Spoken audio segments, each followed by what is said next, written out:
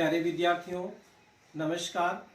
बृहन मुंबई महानगर पालिका शिक्षण विभाग वर्चुअल ट्रेनिंग सेंटर में आप सभी का हार्दिक स्वागत है। आपका वर्चुअल मार्गदर्शक जयप्रकाश आर मिश्रा। चलिए हम सीखने के लिए तैयार हो जाते हैं। आज हम लोग कक्षा 9वीं विषय विज्ञान और प्रौद्योगिकी, जिसको हम साइंस एंड टेक्नोलॉजी बोलते हैं, अपना प्रकरण है आप बच्चों ध्वनि का अध्ययन।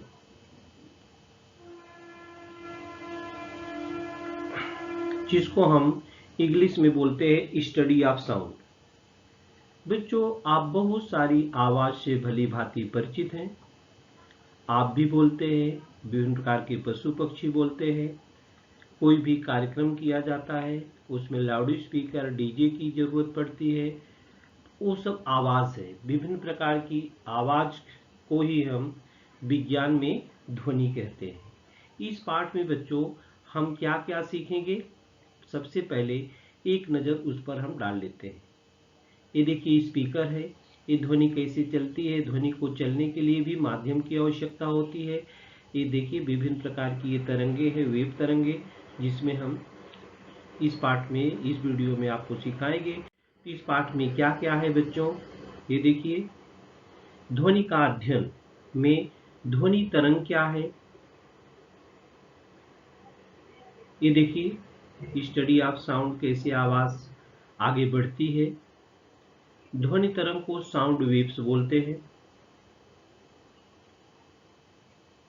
यह ध्वनि का वेग, वेलोसिटी ऑफ साउंड बोलेंगे।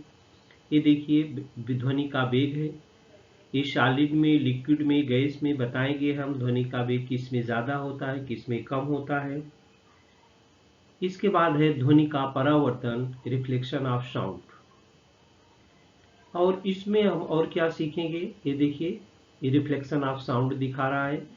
आप परावर्तन के नियम से, रिफ्रैक्शन ऑफ लाइट के नियमों से आप भली भांति परिचित हैं। उसी में ये ध्वनि का परावर्तन, रिफ्लेक्शन ऑफ लाइट भी है। मानवीकरण, श्राव्य, अश्राव्य ध्वनि और श्रव्यातीत ध्वनि, जिसको बोलते हैं the human ear, Audible sound, infrasound and ultrasound. आजकल बच्चों इसमें हम आपको बताएंगे जो ध्वनि की यूनिट होती है वो हर्ट्ज होती है। कौन कौन सी ध्वनि हमको सुनाई देती है, कौन कौन सी ध्वनि पशु पक्षियों को सुनाई देती है, कौन सी ध्वनि हम नहीं सुन सकते हैं, कौन सी ध्वनि का उपयोग मेडिकल्स में किया जाता है। जैसे आप अल्ट्रासाउंड कराने जाते हैं, जब आपका कुछ दर्द करता है तो उसमें वेव, और इस वेव का बहुत सारा उपयोग है बच्चों। अल्ट्रासाउंड जो वेव है उसका बहुत उपयोग किया जाता है। उसके बारे में हम आपको जानकारी देंगे। तो चलिए बच्चों साउंड के बारे में हम देखते हैं। साउंड क्या है, पहले ध्वनि क्या है। ध्वनि भी बच्चों ये तरंगों के रूप में होती है। ऐसा ऊपर नीचे भी चलती है, स्ट्रेट भी चलती है। तो ध्वनि क्या है बच्चों, एक प्रकार की ऊर्जा है। ध्वनि क्या है, एक प्रकार की ऊर्जा है जो हमारे कानों में सुनाई देने की संवेदना निर्माण करती है। यह ऊर्जा तरंगों के स्वरूप में होती है। ध्वनि के संचरण के लिए माध्यम की आवश्यकता होती है। निर्वात में ध्वनि सुनाई नहीं देगी। अगर बच्चों वैक्यूम है तो उसमें ध्वनि सुनाई नहीं देगी। जैसा आप लोग पहले जानते हैं कि ध्वनि संचरण के लिए माध्यम की आवश्यकता होती है। निर्वात में ध्वनि सुनाई नहीं देगी। तो ध्वनि क्या है, एक प्रकार की ऊर्जा है। ध्वनि तरंग जो होती है कितने प्रकार की होती है बच्चों, दो प्रकार की होती है। अनुदैर्ध्य तरंगे और अनुप्रस्थ तरंगे, जिसके बारे में हम लोगों ने 8वीं में सीखा था। अनुदैर्ध्य तरंग को लैग्नीट्यूडनल वेव्स बोलते हैं और अनुप्रस्थ तरंग को हम ट्रांसवर्स वेव कहते हैं। तो अनुदैर्ध्य तरंग क्या है उसको हम कैसे पहचानेंगे, लैग्नीट्यूडनल वेव कैसे है उसको हम पहचानेंगे।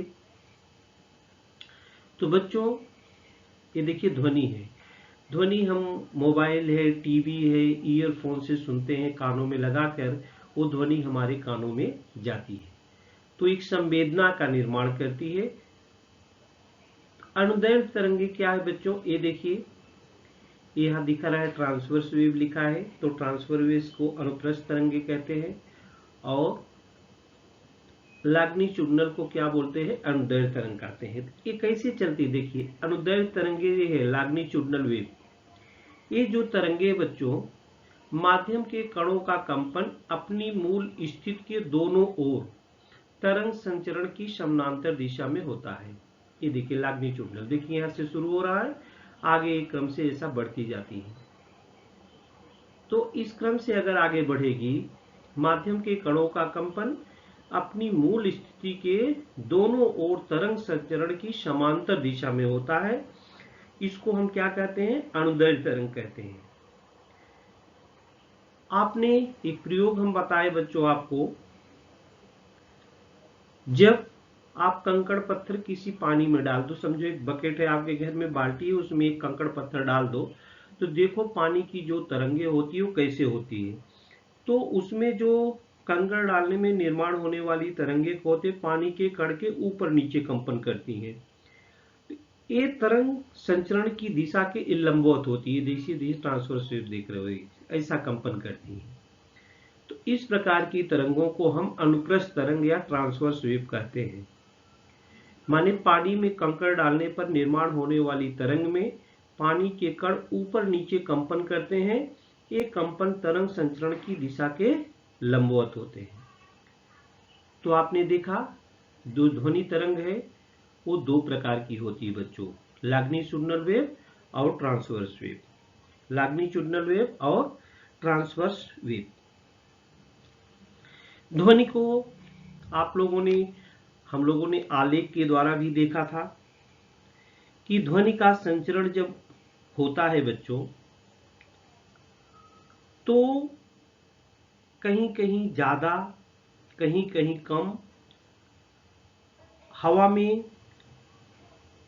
अधिक कम घनत्व संपीड़न विरलन के पट्टे से हम देखते हैं उसको, और जो ध्वनि तरंगे होती है जैसा आप देख रहे हैं अनुदैर्ध्य तरंग और अनुप्रस्थ तरंग, ये ऊपर नीचे अगर इसको ग्राफ बनाते हैं तो हम प्राप्त होता है।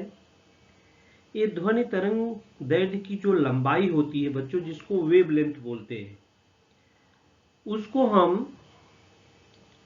वेव लेंथ को हम ग्रीक अक्षर ए लैम्डा है, इसको लैम्डा पढ़ते हैं, लैम्डा द्वारा दर्शाते हैं, जबकि आवृत्त फ्रीक्वेंसी को हम क्या कहते हैं, ग्रीक अक्षर न्यू, ये न्यू पढ़ते हैं बच्चों। फ्रीक्वेंसी यहाँ पर एफ से भी पहले दर्शाते थे, लेकिन अभी ग्रीक अक्षर न्यू से दर्शाते हैं। आयाम जिसको एम्पलीट्यूड बोलते हैं, इसको हम ए से दर्शाते हैं। माध्यम के किसी बिंदु के पास घनत्व का एक आवर्तन पूर्ण होने के लिए लगने वाले समय को दोलन काल पीरियड कहते हैं। इस पीरियड को हम दोलन काल को हम टी अक्षर से दर्शाते हैं। तो बच्चों यहाँ ध्यान देना, तरंग दैर्ध्य को हम लैम्डा से दर्शाते हैं, आवृत्ति को हम न्यू से दर्शाते हैं, आयाम को ए से दर्शाते हैं और दोलन काल को हम टी से दर्शाते हैं, दोलन काल को हम टी से दर्शाते हैं। अब ये ध्वनि का वेग, आगे हम स्पीड ऑफ साउंड के बारे में आपको बताएंगे। ध्वनि का वेग, स्पीड ऑफ साउंड। तो बच्चों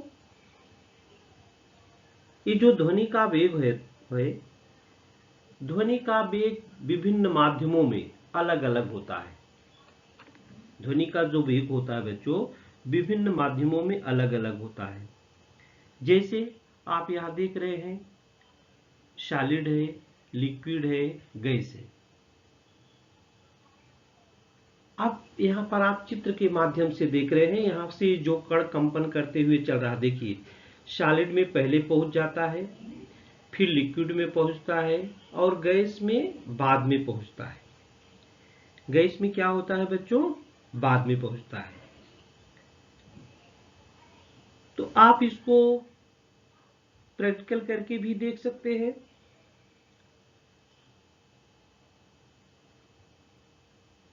जैसे आप एक पत्थर ले लो, पत्थर की सहायता से पाइप पर आघात करो। आप पाइप को कान लगाकर पाइप में आने वाली पत्थर की आवाज सुनिए, तो पत्थर के पाइप पर आघात से हुई आवाज हमें हवा में सुनाई देगी। लेकिन कौन सी आवाज पहले आई? हवा की अपेक्षा लोहे में से ध्वनि की आवाज बहुत शीघ्र सुनाई देती है। जैसे देखिए यहाँ सॉलिड में शीघ्र सुनाई देती है, अर्थात ध्वनि का वेग हवा की अपेक्षा लोहे में अधिक होता है। तरंग के संपीड़न या बेलन जैसे किसी बिंदु द्वारा इकाई समय में तय की गई दूरी को ध्वनि का वेग कहते हैं। ध्वनि का वेग किसे कहते हैं बच्चों? तरंग के संपीड़न या बेलन जैसे किसी बिंदु द्वारा इकाई समय में तय की गई दूरी को ध्वनि का वेग कहते हैं। वेग बराबर, वेग कैसे हम निकालते हैं? वेग बराबर होता तरंग दैर्घ्य बटे दोलन काल। अब तरंग दैर्घ्य को, वेग को हम कैसे रिप्रेजेंट करते हैं बच्चों, दर्शाते हैं? वेग को हम v से दर्शाते हैं, तरंग दैर्घ्य को हम लैम्डा से दर्शाते हैं और दोलन काल को हम t से दर्शाते हैं।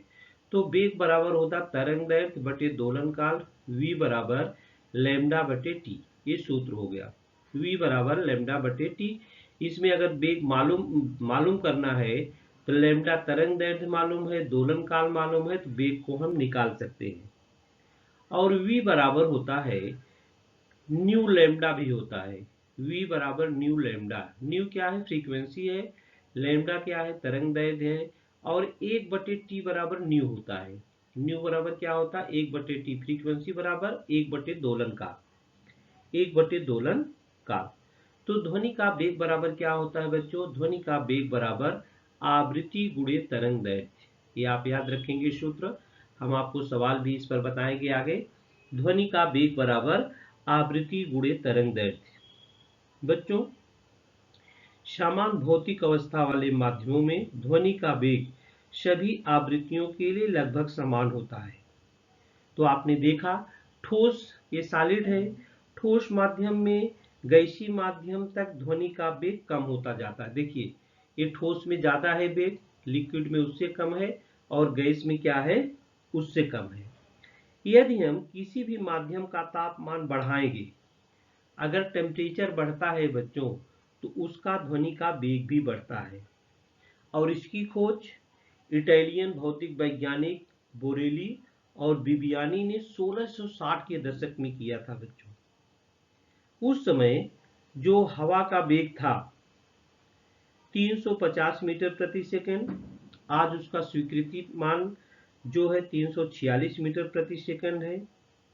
बच्चों, विभिन्न माध्यमों में 25 डिग्री सेंटीग्रेड तापमान पर ध्वनि का वेग जितने भी पदार्थ दिए गए हैं सबका दिया गया है, ये आप देख सकते हैं। विभिन्न माध्यमों में 25 डिग्री सेंटीग्रेड तापमान पर ध्वनि का वेग क्या है, ये देखिए हम आपको बताएंगे।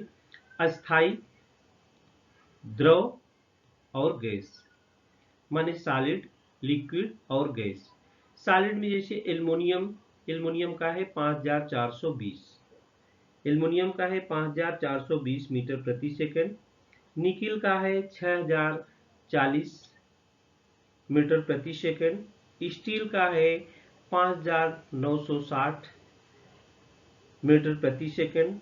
लोहा का है 5950 मीटर प्रति सेकंड। और पीतल का है 4700 मीटर प्रति सेकंड। कांच का में है क्या है? कांच में है 3980 मीटर प्रति सेकंड। ये तो हुआ ठोस में। द्रव में जो समुद्र का पानी है उसमें ध्वनि का वेग क्या है? 1531 मीटर प्रति सेकंड। और शुद्ध पानी में, जो शुद्ध पानी होता है उसमें 1498। इथेनॉल में 1207 मीटर प्रति सेकंड और मीथेनॉल में 1103। गैस में आप देखते हैं हाइड्रोजन गैस में 1284 मीटर प्रति सेकंड है। हीलियम में 965 मीटर प्रति सेकंड है। हवा में 346 मीटर प्रति सेकंड है। जैसा हमने आपको बताया कि हवा में ध्वनि का जो वेग होता है 346 मीटर प्रति सेकंड होता है। ऑक्सीजन में 316 मीटर प्रति सेकंड होता है और सल्फर डाइऑक्साइड में 213, ये देखिए सल्फर डाइऑक्साइड है 213 मीटर प्रति सेकंड होता है। तो ध्वनि का वेग सॉलिड में सबसे अधिक, उससे कम द्रव में और सबसे कम क्या होता है, गैस में होता है।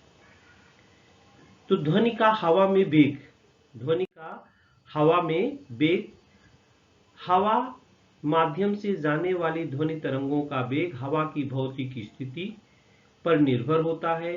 भौतिक स्थिति का अर्थ हवा का तापमान और उसका घनत्व व उसका अणुभार है। हवा का तापमान है, उसका घनत्व है, उसका अणुभार है।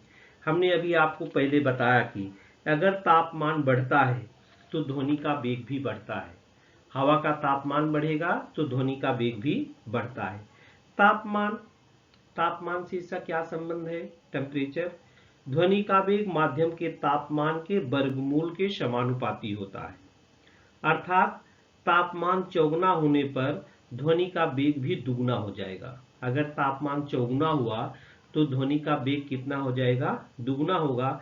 इसको इस सूत्र से V प्रोपोर्शनल टू करणी में T, V प्रोपोर्शनल टू करणी में T। घनत्व पर कैसे निर्भर करता है, डिनेसिटी। ध्वनि का वेग माध्यम के घनत्व के वर्ग के प्रतिलोमानुपाती होता है। अर्थात घनत्व चौगुना होने पर ध्वनि का वेग आधा होता है। तो V प्रोपोर्शनल टू 1/डेंसिटी, 1/ρ, माने ध्वनि का वेग माध्यम के घनत्व के वर्ग के प्रतिलोमानुपाती होता है। अर्थात घनत्व चौगुना होने पर ध्वनि का वेग क्या होता है, आधा होता है। अणुभार पर कैसे निर्भर करता है बच्चों, मॉलिक्यूलर वेट। ध्वनि का वेग माध्यम के अणुभार के वर्गमूल के प्रतिलोमानुपाती होता है। V प्रोपोर्शनल टू 1/करणी में m। अब इसके बाद हम आपको बताएंगे कि कौन कौन सी ध्वनि हमको सुनाई पड़ती है, कौन कौन सी नहीं सुनाई पड़ती है, और इन ध्वनियों का उपयोग कहाँ पर हम करते हैं, उपयोग कहाँ पर हम लोग करते हैं बच्चों। तो आगे हम देखते हैं।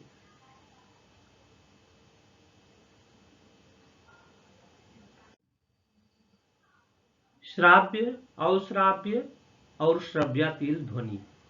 श्राव्य माने ऑडिबल, अश्राव्य माने इंफ्रा और श्रव्यातीत माने अल्ट्रासाउंड।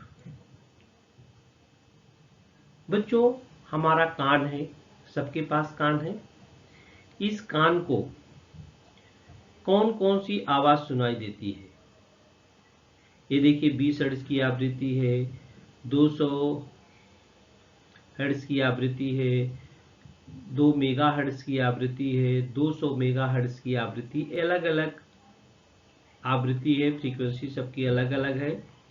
किसको कौन सी सुनाई देती है, कौन सी नहीं सुनाई देती है, इसी के बारे में हम यहाँ पर चर्चा करेंगे। तो सबसे पहले जो हम आप उपयोग करते हैं मानवीय कान, ये कान है बच्चों। अब ये कौन सी ध्वनि हमारा कान सुन सकता है, कौन सी नहीं सुन सकता है। तो बच्चों मानवीय कान की जो ध्वनि है उसके सुनने की जो सीमा होती है, सुनने की जो सीमा होती है 20 हर्ट्ज से लेकर के 20,000 हर्ट्ज तक की होती है। 20 हर्ट्ज से लेकर के 20,000 हर्ट्ज की जो ध्वनि होती है वो हमें हमारा कान सुन सकता है। 20 से लेकर 20,000 हर्ट्ज की ध्वनि सुन सकता है। इसलिए इस ध्वनि को श्राव्य ध्वनि कहते हैं।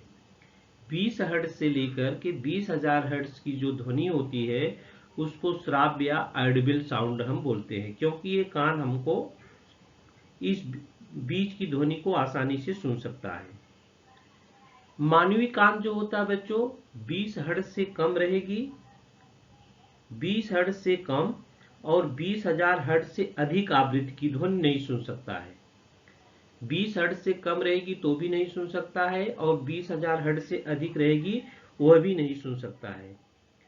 इस ध्वनि को 20 हर्ट्ज से कम और 20,000 हर्ट्ज से अधिक, इस ध्वनि को हम अश्राव्य ध्वनि कहते हैं। माने ये हमारा कान नहीं सुन सकता है। अश्राव्य ध्वनि की जो लिमिट है 20 हर्ट्ज से कम है और 20,000 हर्ट्ज से अधिक है।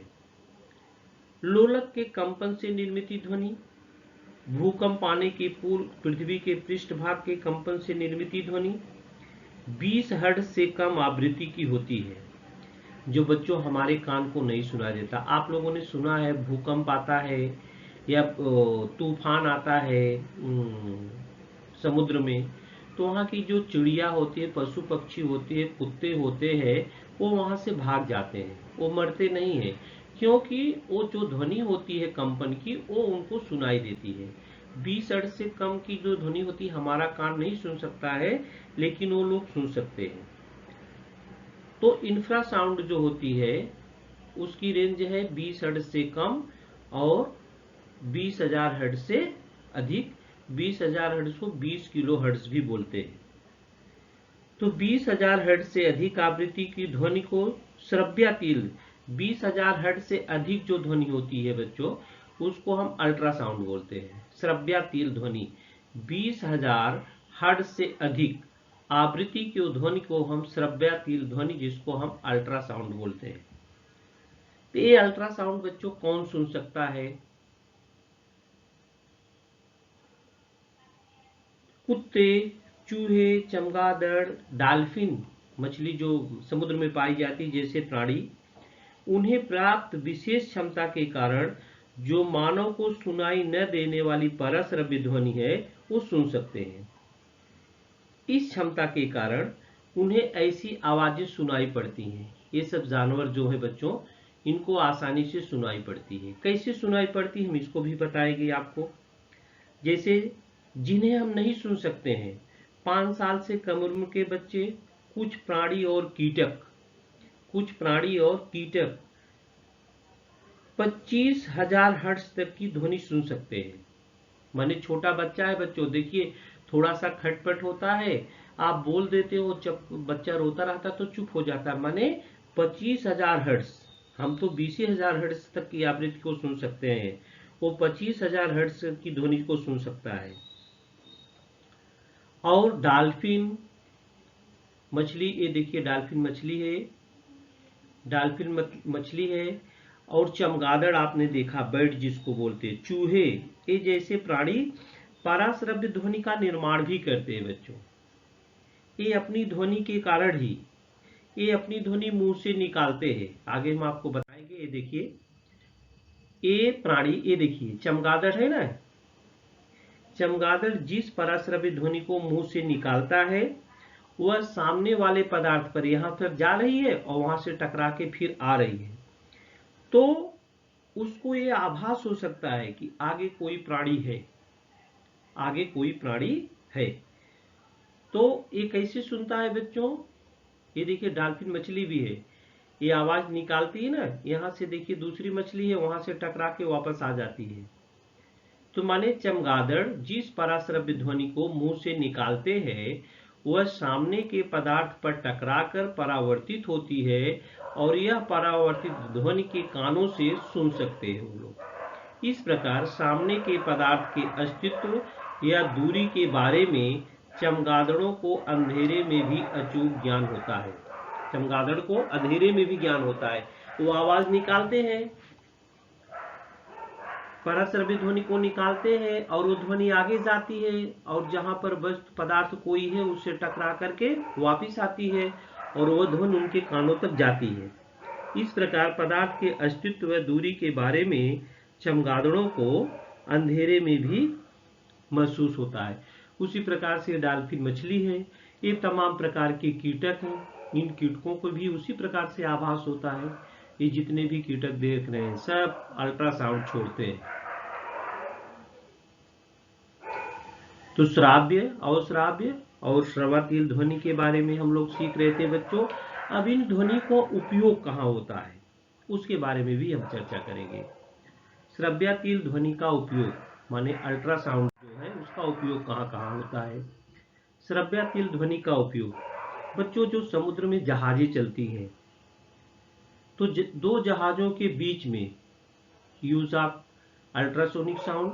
ये देखिए दो जहाजों के बीच में, एक जहाज इधर है, एक जहाज इधर है, एक जहाज इधर है, तो एक जहाज से दूसरे जहाज के बीच संपर्क स्थापित करने के लिए पराश्रव्य ध्वनि उपयोग साबित होती है कि वो हमसे जहाज कितनी दूरी पर है, कैसे चल रही है, स्थिति क्या है। ये अल्ट्रासाउंड का उपयोग वहां पर किया जाता है। जैसे डॉल्फिन मछली और बैट चमगादड़ बताया ना, ये सब आवाज छोड़ते हैं, टकरा के वापस आती है। तो उसी आधार पर एक जहाज से दूसरे जहाज के बीच संपर्क स्थापित करने के लिए पराश्रव्य ध्वनि उपयोग में साबित होती है। और भी इसका उपयोग कल कारखानों में भी होता है बच्चों। कल कारखानों में किस प्रकार से होता है हम देखते हैं। ये देखिए ये प्लास्टिक है, ये प्लास्टिक को जोड़ने के लिए देखिए अलग अलग प्लास्टिक है, इसके पृष्ठ भाग को जोड़ने के लिए पराश्रव्य ध्वनि का उपयोग किया जाता है। और आपके घर में दूध है, पैकेट में आता है, शीशी में आता है बच्चों। ये जो दूध आप देख रहे हैं, दूध जैसे द्रवों को अधिक समय तक टिकाने के लिए, उनके जीवाणुओं के मारने के लिए भी पराश्रव्य ध्वनि का उपयोग किया जाता है। और पराश्रव्य ध्वनि का उपयोग अपने मेडिकल लाइन में कहाँ किया जाता है। ये देखिए बच्चों, हृदय की धड़कनों का अध्ययन करने की जो तकनीक होती है, कार्डियोग्राफी जब हम कराने जाते हैं तो भी वहां पर अल्ट्रासाउंड का उपयोग किया जाता है सोनोग्राफी तकनीक की सहायता से। और हमारे अंदर के जो इंटरनल ऑर्गन्स हैं बच्चों, हमारे अंदर के जो इंटरनल ऑर्गन्स हैं, इसमें अगर कोई खराबी आ जाती है तो उसके प्रतिबिंब निकालने के लिए भी पराश्रव्य ध्वनि द्वारा ही प्राप्त होता है। जो इंटरनल ऑर्गन है, मानव शरीर के आंतरिक अवयवों के प्रतिबिंब अगर निकालना हो तो वहां भी अल्ट्रासाउंड का उपयोग किया जाता है। और ही नहीं बच्चों, जो जितने भी कल कारखाने हैं जहां पर मानव काम नहीं कर सकता है बच्चों, ये देखिए पराश्रव्य ध्वनि का उपयोग कारखानों में भी होता है। जिस जगह पर मनुष्य का हाथ नहीं पहुंच सकता है, यंत्रों के ऐसे भाग को स्वच्छता करने के लिए, देखिए जहां पर मानव का हाथ नहीं पहुंच सकता है, उसकी साफ सफाई करने के लिए भी अल्ट्रासाउंड का उपयोग किया जाता है। ये देखिए मशीन कैसे साफ कर रही है। बच्चों अगर कोई धातु का गुटका हो, धातु का क्या हो, ये देखिए ये गुटका है। अब इस गुटके के अंदर कहीं अगर छेद है तो उस छेद को ढूंढने के लिए भी हम, ऊपर से तो नहीं दिखाएगा कि उसके अंदर छेद है, उन छेदों को ढूंढने के लिए भी हम अल्ट्रासाउंड का उपयोग करते हैं बच्चों। देखिए यहां पर ये मशीन के द्वारा अल्ट्रासाउंड है, ये टेस्ट, अल्ट्रासाउंड टेस्ट लिखा इधर। अब इसी के द्वारा जब अल्ट्रासाउंड इसमें भेजी जाती तो यहाँ पर देखिए कहाँ कहाँ पर छेद है, ये चित्रों के माध्यम से आपको दिखा देगा कि इसके अंदर आपको छेद है।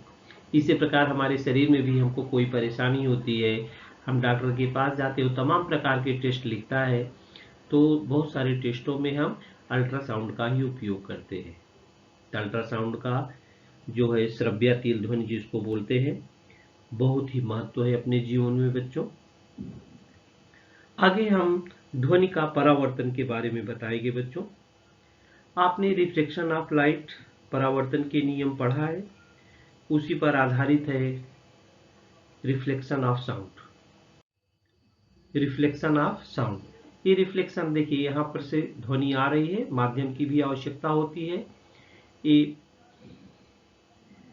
ये कार्डबोर्ड है समझ लो, यहाँ से टकराती ध्वनि, अगर ध्वनि बच्चों टकराएगी तब हमको सुनाई पड़ती, नहीं सुनाई नहीं पड़ती तो आगे निकलती हुई चली जाती है।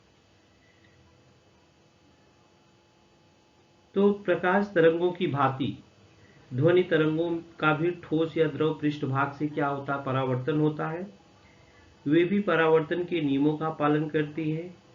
ध्वनि के परावर्तन के लिए किसी खुरदरे या चिकने पृष्ठभाग की रुकावट की आवश्यकता होती है। ध्वनि की आने की दिशा व परावर्तित होने की दिशा परावर्तक पृष्ठभाग के अभिलंब के साथ समान कोण बनाती है। ये देखिए, ये θ1 और ये θ2 जो कोण है ये दोनों समान होते हैं और वो एक ही प्रतल में होते हैं। वो एक ही प्रतल में क्या होते हैं। ये है ध्वनि के परावर्तन का नियम। इसका उपयोग देखिए जहाजों वगैरह में भी किया जाता है, समुद्र में। तो ध्वनि के योग्य परावर्तक व अयोग्य परावर्तक, ये क्या है बच्चों? ध्वनि के योग्य परावर्तक व अयोग्य परावर्तक, किसी परावर्तक से जो ध्वनि परावर्तित होने समय ध्वनि कितनी मात्रा में परावर्तित हुई, इस आधार पर उसका ध्वनि के योग्य परावर्तक और अयोग्य परावर्तक में वर्गीकरण किया जाता है। तो दो प्रकार के होते हैं, ध्वनि की योग्य परावर्तक और ध्वनि के अयोग्य परावर्तक। कठोर और समतल पृष्ठभाग जो होता है बच्चों, वो ध्वनि का परावर्तन अच्छी तरह से होता है। ध्वनि का परावर्तन क्या होता है? वो अच्छी तरह से होता है। ये देखिए, जैसे एक कंक्रीट की रोड है, कठोर वाला भाग, और दूसरा जो ध्वनि के अयोग्य परावर्तक, जैसे कपड़े है, पेपर है, चटाई है, पर्दे है, फर्नीचर है, इसमें ध्वनि का परावर्तन न हो करके ध्वनि क्या कर ली जाती है? अवशोषित कर ली जाती है। ध्वनि का परावर्तन नहीं होता बच्चों, इसमें ध्वनि क्या होती है? अवशोषित कर ली जाती है इन सभी चीजों में, इसलिए इन्हें हम अयोग्य परावर्तक कहते हैं। इनको हम क्या कहते हैं बच्चों? अयोग्य परावर्तन कहते हैं। तो आज बच्चों हम लोगों ने इस वीडियो में ध्वनि तरंग के वेग में ध्वनि का वेग और ध्वनि का परावर्तन और मानवीकरण, श्राव्य और श्राव्य ध्वनि की श्रव्यातीत ध्वनि देखे। जो दूसरा वीडियो है बच्चों, उसमें हम क्या क्या आपको बताएंगे, इको प्रतिध्वनि क्या है उसके बारे में, और अनुरणन, कभी कभी परावर्तित ध्वनियां हमको अच्छे से सुनाई नहीं देता है, सोनार क्या होता है, सोनोग्राफी कैसे होती है, और मानवीकरण की जो रचना है बच्चों वो किस प्रकार से होती है, कैसे हमारे कानों को आवाजें सुनाई देती है, इसके बारे में, और कुछ जो आपने फार्मूला ध्वनि का वेग देखा उसके ऊपर हम कुछ प्रश्न भी दूसरे वीडियो में आपको बताएंगे। तो प्यारे विद्यार्थियों, इस वीडियो में आज के लिए इतना ही। प्यारे विद्यार्थियों, हमने जो आज सीखा, हमें पूर्ण विश्वास है आप उसको अच्छी तरह से सीख चुके हैं और उसका आप अच्छी तरह से अभ्यास भी करेंगे। आज के लिए इतना ही। धन्यवाद।